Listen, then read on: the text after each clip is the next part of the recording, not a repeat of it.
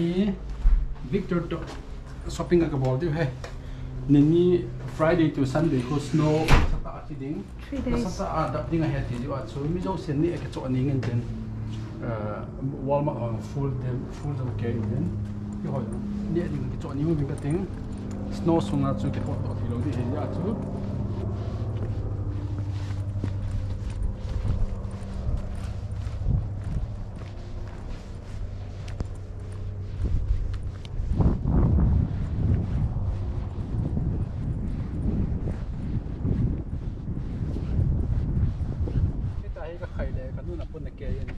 Silang dan ngay na silang ay sapang gada sunga ay jai ki koi de de hen kapu le le thelo ding ama car seat na to ngai hen ka gari he goran la ya gari ji an no pha the ji ngin ji ne yo wa chi ka nei le cha ho naw kan that din na hoi da ta ma long cha okay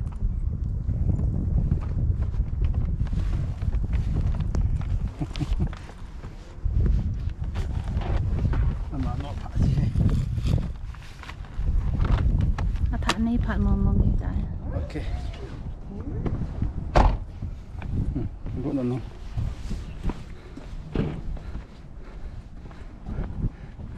นอพายคาส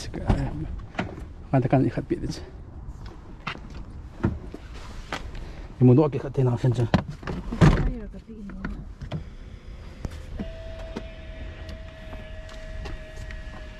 เนี่ยวะ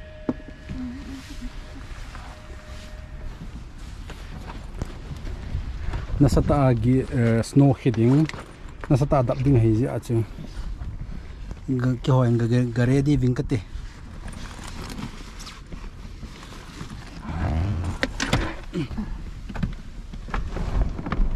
polak po na pelawan pulawin so pang gichigat dinte specify kile ra kita akala pola ko lo ni khat niya katsiu le mila ahong kap men wo kate mila ang kap hana chu shopping ji jai om lo wa apet na ka kile ji ngo hi a ka nga lo pa anga lo pa na cha tu ni ai ka be ka try ki no hi in hi to hong bang di ham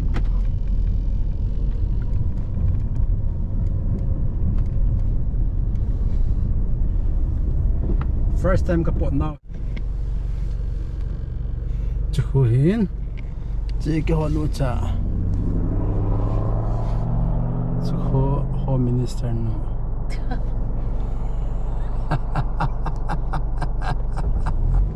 home minister nó hiền nào xem là hiền cái họ family nhau trả cái hiếu về cần mượn cái bạc đồng đan tiền nào xem cái pomp phun tay nào xem cái pomp phun tay akar sit na hi choi la gi ji wala na ta la ang ka la la do hai ne tu ni he ka pam thone wang ka pam han wanga he gari ka lu lan pha le akar sit an ka koi tho tu han ni cha ka khai ne ji han na cha na tia ka twa ka china na hi i holang me ho yang ke mo hing ki mo kim sia he ya chu kan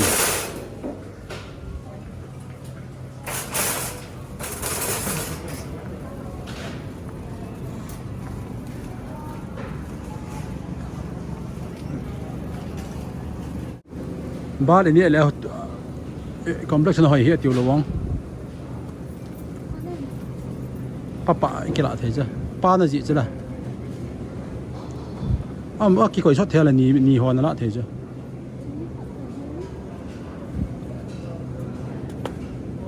ก็ละหันปนินเละเท่านั้นจะไปป้าตัน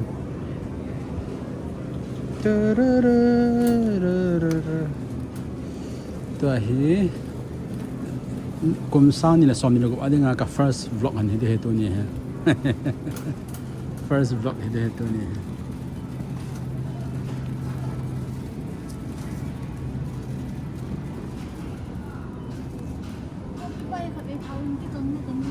เปียวเจ้า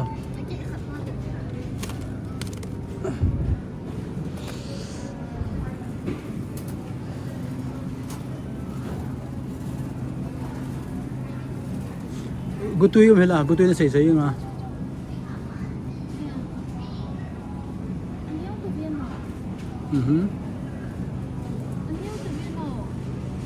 à nó lạ rồi nó đủ chạy lạ thấy chưa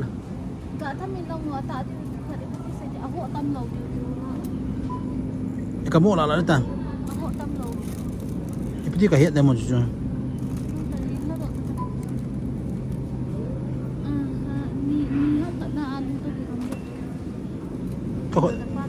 có họ na bia để ta họ你谢谢呢。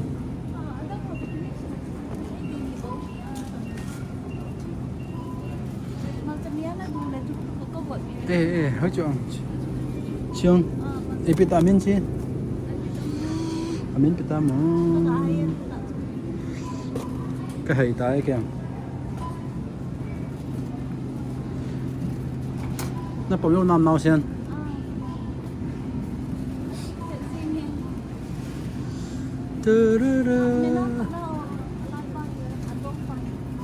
Mẹ nói là cần phải là na, to lang hôn là gì hả cái cái niệm nó là to lang nọ rồi vậy.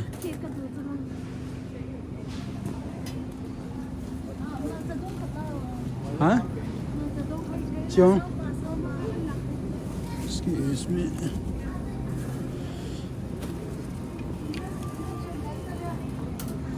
Rồi ý hoa lang mal chập bom hả?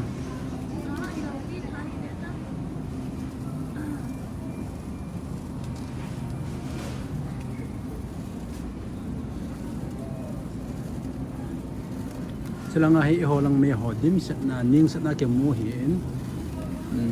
ngatin na ti zo chang khai ang ikan the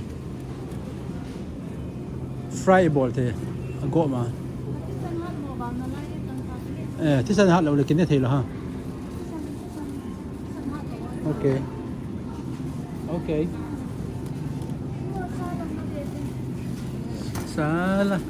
sa bo ti tai nó này với bạn nhân thiên cái này là em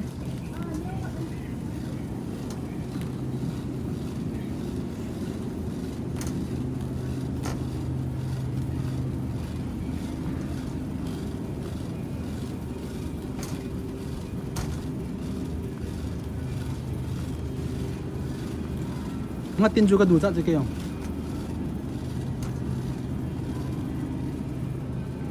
về thường có mùi drinks yêu là ngang ya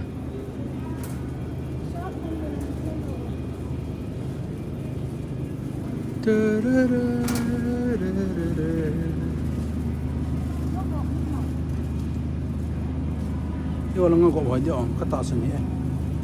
ngang gỗ ngang nhiều tiền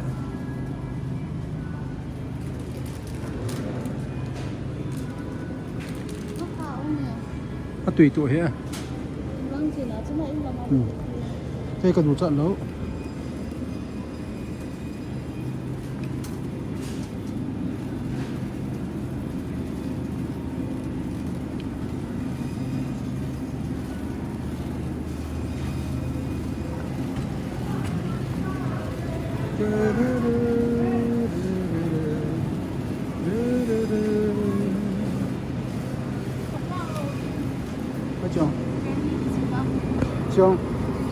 Trông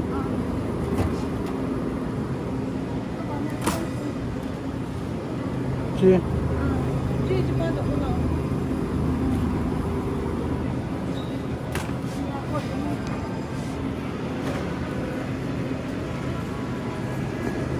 Asa he tại ready mẹ là cái chỗ he sim sáng là sân thất như nó phê ngân hẹp phê ngân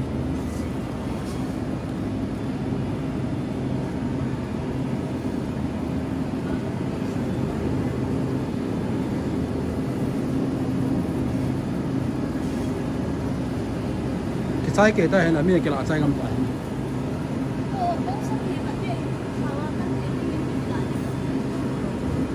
cho bông sắp hết rồi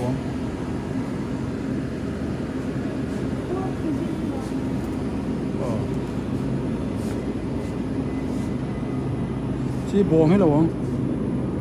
nè bộ cái gì chỉ bí phẩm cái cái gì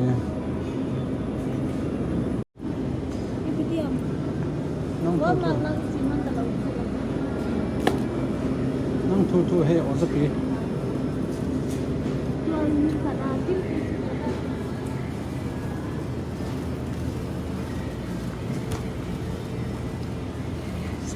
ngon cho điện thì thế bé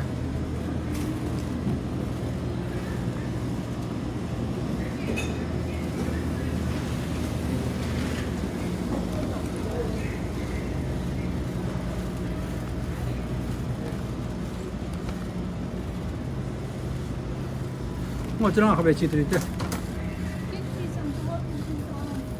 knife cái việc thế knife chém cha cái này hiện point sa sát này họ chém cha cái ruộng hình viên này sẽ lại cái ruộng thì ra liền họ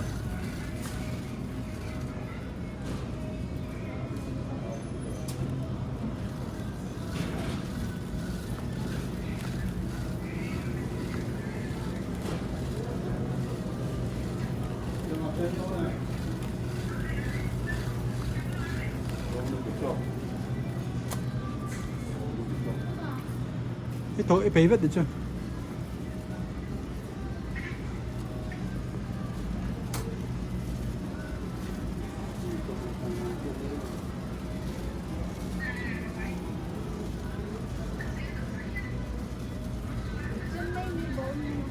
thấy chưa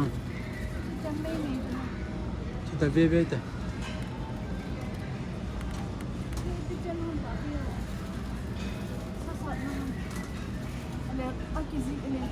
go eh chứ nó mới là lên tận tận là đây là không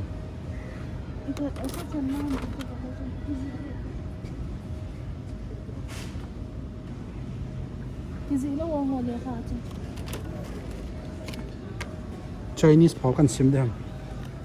xì xì cái vậy cái gì nhưng mà tôi sai cái chân này thiên sợ thiên sợ này chứ nó liệu tôi sẽ chân ra nhiều vào đấy ali khát chám hệ cho bạn nhiều cái sợ nào lấy chỗ sao cũng sợ nên ngắn này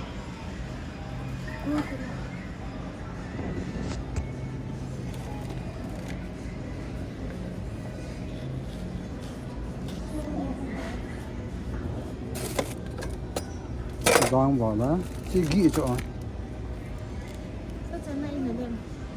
cho em mà nhìn xa cho nên này thiên tận nữa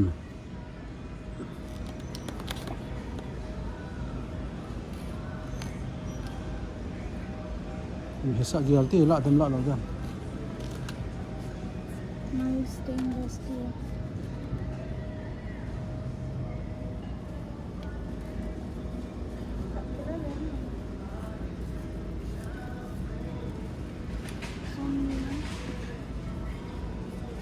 lại nhìn tâm nào có đau băng chơi thì hiện tôi thôi khát lại nhìn tâm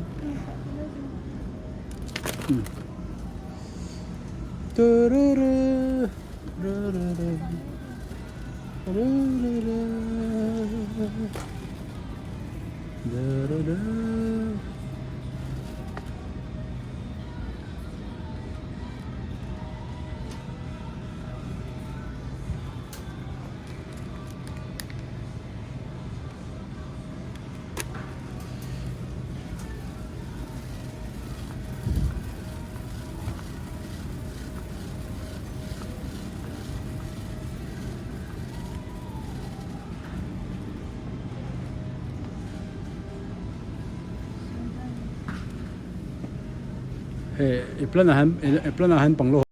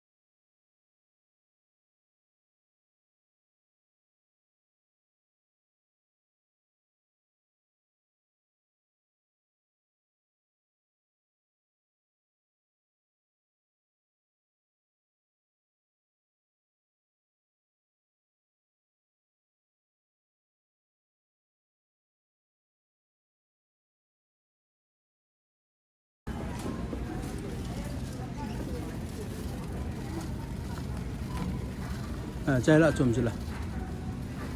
nhẹ thế là bóng cho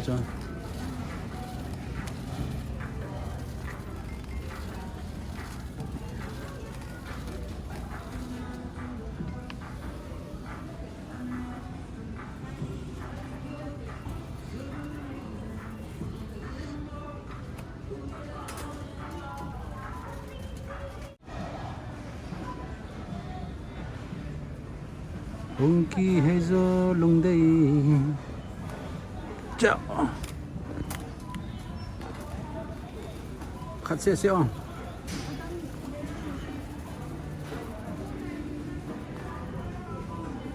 tùy tụi trong chỗ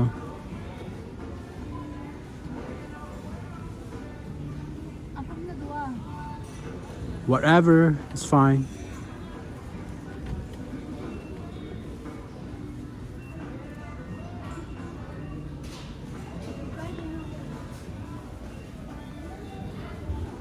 Biscuit cuma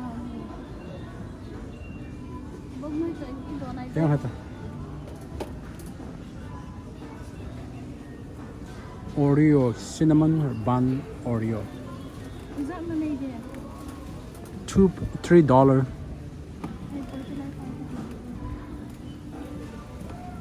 $5-6. Chocolate low bar.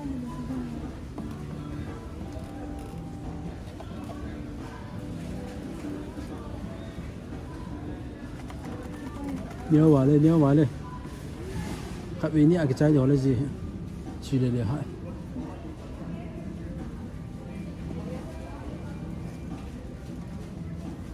nó đủ tụ nó bây giờ lạ đàn chứ. Then why you're taking?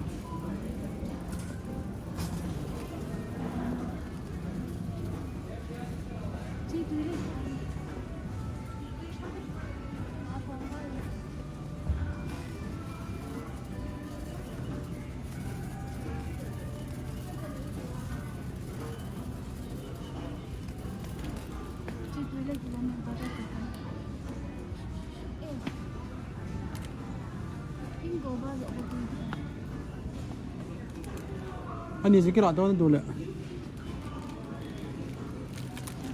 Anh nhìn cái lọ.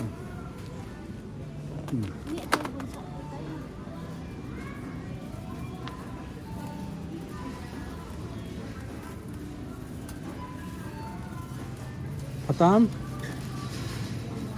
Hả?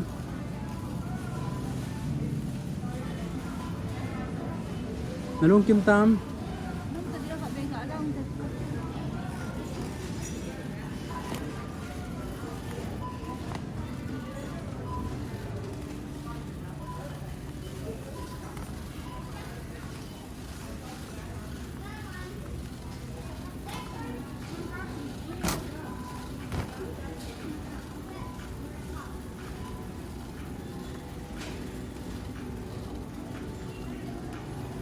Sushi Cafe Bakery.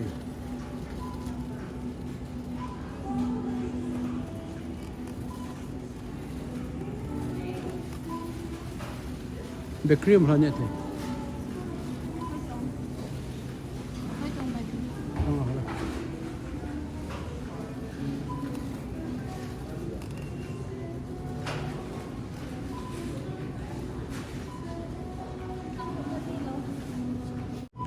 Cái hồ hi ở hôm nay cái hình lại vin, Walmart họ chỉ mình theo cái chỗ sai cái khi vàng sáng tạo ra cái goal này, cái vàng hắn phải bên này cái chân lệ, nhiều lòng bù hoa mình họ mình, cái vàng bắt nó cái này,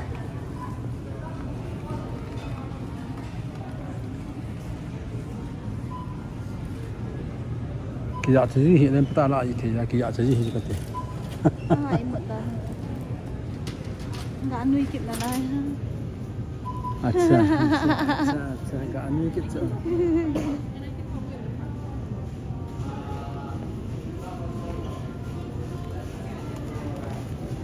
ini lah yang Ensot ya mai Ensot ya mai nui to kira kira nggak nui sakit deh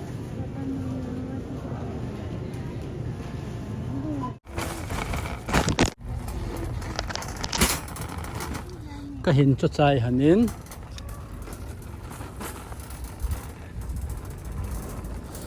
mà nhìn trai tay cái bom hẳn he nào xem nó có sợ rồi nó cặp hệ tôi như chưa kinh常没听到的，宝宝得。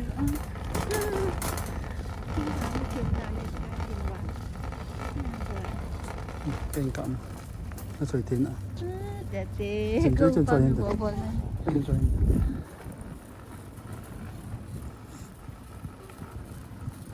Không biết cái tay anh đấy. Không rồi. Papa chụp cái lại chứ là. Papa na. Video cái lại đi.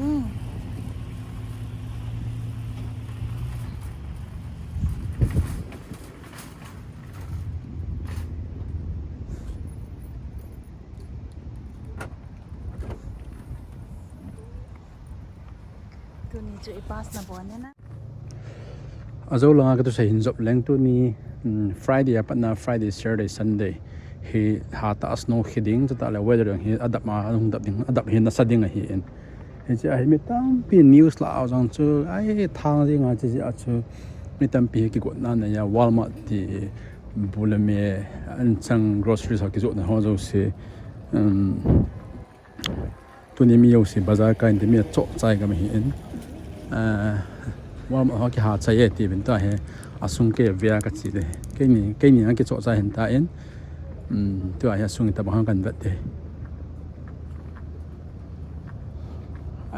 cái gari yang led riêng na parking led alien thì ai bằng parking hàng led riêng dim riêng hiện tôi hay trong hay asung cần vật sạch này về tập hàng mi bazar cái mi led riêng hết tôi chưa asung cái tan và chúng ta mình hấp tóc khăn nhẹ đứng nè,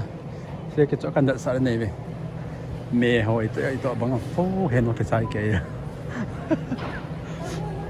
sẽ là những thang cái trái gì, sẽ là những bò những cái chỗ trái cây, mẹ sẽ mà mình thiếu chắc cái hay à, ô bát thề là mẹ sẽ biết sẽ về thang cái trái, thiếu lệ sẽ gì là thang cái chỗ trái cây mình. Walmart nhiều xin à, theo cái trái kia,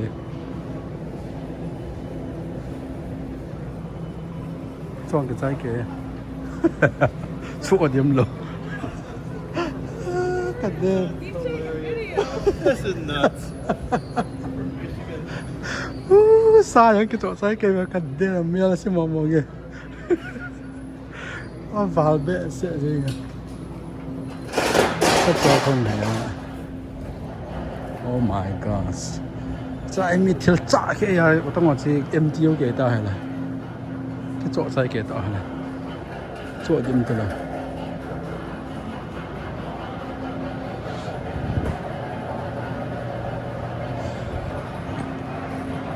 vào bé sẽ những cái đèn chỗ điểm cái trái hàng ai chả cái gì ya sa hồ bông sa sa vỗ sa chả cái à cái trái bẹt này là sẽ là họ sẽ điểm sẽ là mi chả hay là cái trái kia ta cần tiền bọn nó kêu bẹt gì rồi không anh ấy cho weather hay là sao để cho tôi dùng he MLC cái tiền cái trái kia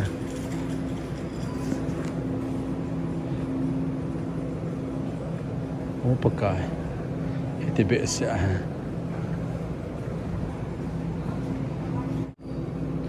mẹ ông lệ neo khoai cái chỗ không cái mẹ xa hồ ngã hồ vang cái chỗ trái hình tán này vang chứ trong họ em chỉ họ cái chỗ làm cái là khát giảm tại hiện chỗ điểm lộc phát những cái liệt ta hình bao là MT ô cái gì mẹ xem nó vào tay cái liệt ta ha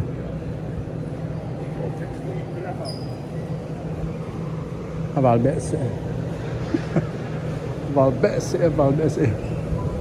Walmart hết tiền cái số sai cái mà Walmart alien pa super center pa cái gì là số sai cái vin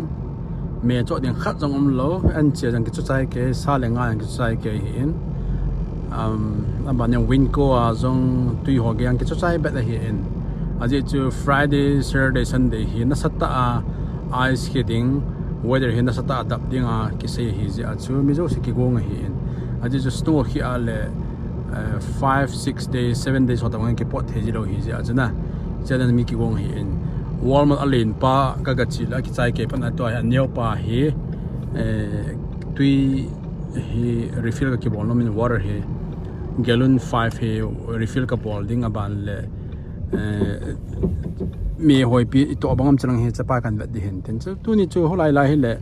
parking hol chu gari le jing en tin tu he kan vet la ka de he en Walmart niau pa hi to hong bang ham chi tu he kong ki nga ding aban le kan lim kan la de hen tin an view he te na chi hi Walmart hi neighborhood ke ten niau pa he alin pa ho super center ke tin na hi je chun tu hi shopping kan mall de hen view te to bang bang de ham tu hin store ka lut date an zo memorial langa pa wang cho mi tammo mong thel cho chai kia hin ta he chalanga hi me ki zo na kan tui ka la ma sai me ki zo na kan sa yin cha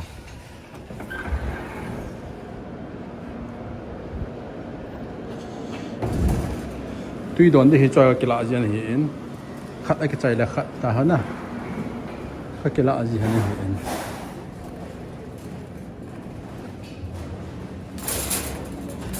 cái điện cái hoa sai vậy cái sai vậy gì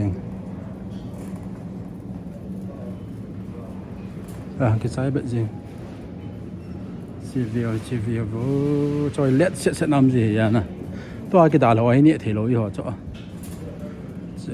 cho hay ăn chế lâu hình nhiều khát ở miền broccoli mình cho hay cái này lâu cho cái này lâu ai cái này chứ này cho cô bị cái trái cái mình vào bệ sẽ in cho hàng bọn là empty nè cho bọn empty vào những vô cả đêm bọn empty hiện tại store thùng khá lâu cho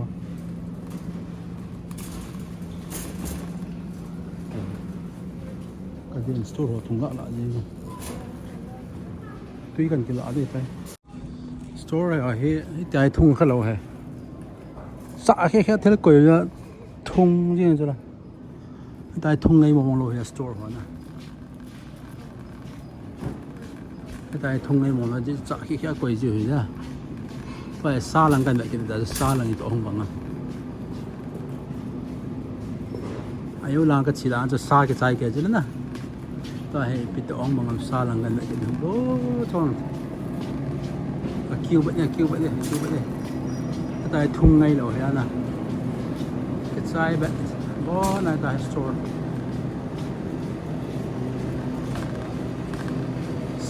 sa nói vậy ta sa nói cái trái vậy cái đào hỏi cái này đâu sẽ sa nói cái trái vậy chỉ ta nó bakery điện tiền cho trái cái về tôi nhìn sum mua hỏi đi đàn cho Walmart tiền sao bố pakai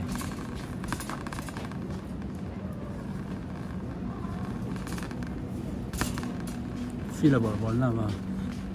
tăng cái chỗ trái bên này nè thùng vậy nhìn chỗ hay thùng này rồi chả khi mình liệt sẽ ra thế là quẩy ra tại vậy ta chẳng chắc bộ đà lỡ chứ mà tổ cái trái dính mà tổ cái trái nhẹ đường họ cái số tụ dâu xuống nó cái chỗ ta bán na tuy hỏi cái chỗ trái ta ấy gym cái chỉ trái lẽ Walgreen now send powder tập cái chỗ packet ding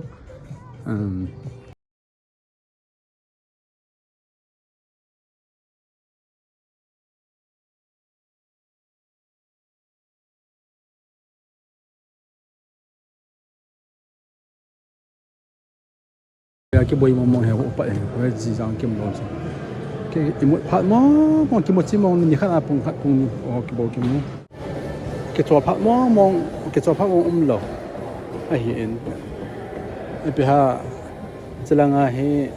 time is money cái điều khó US pata cái duy hiện time is money cái điều khó phát man sa cái điều cái ball